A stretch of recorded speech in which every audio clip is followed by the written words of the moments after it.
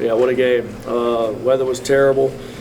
Not a bunch of juice out before the game started, but we were able to put a ton of things together offensively.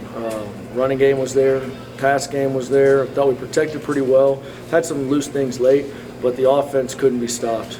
Defensively, they had a great plan. They did some really good things they hadn't shown. We needed to settle in and make sure we got some stops. We were able to do that late in the game, but I'm proud of this football team.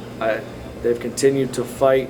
Anytime you can win 8 games in a row, whether it's junior high football or the highest level you can be on the FCS, hats off to our players, our staff. They've worked extremely hard. I am humbled and grateful to be their head football coach.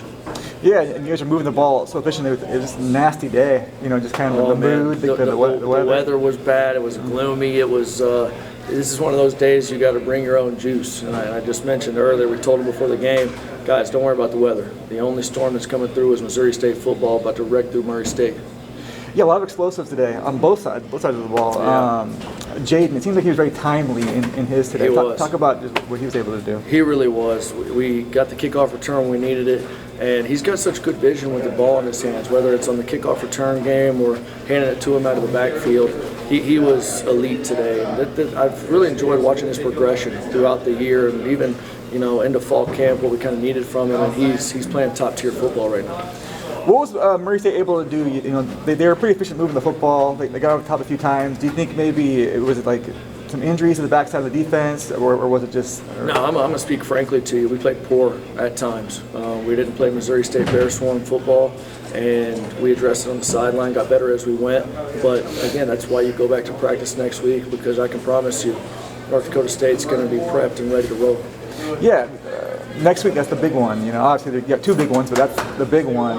To get to this point, I think earlier you win 8 in a row, and you can end up playing North Dakota State for a meaningful game, and now you've done it, and it's here. What's kind of the attitude now? Yeah, what more could you ask for? When you play the game of football, these guys train hard throughout the whole entire year. They sacrifice a ton to play the game of football and do it at a high level, and all you can ask for is an opportunity. So I can promise you one thing: the guys are excited to go. They're hungry. And they understand who North Dakota State is. We have a ton of respect for their program, a ton of respect for what they've done. They don't have all those trophy cases in the thing for a reason, but again, that's why you play.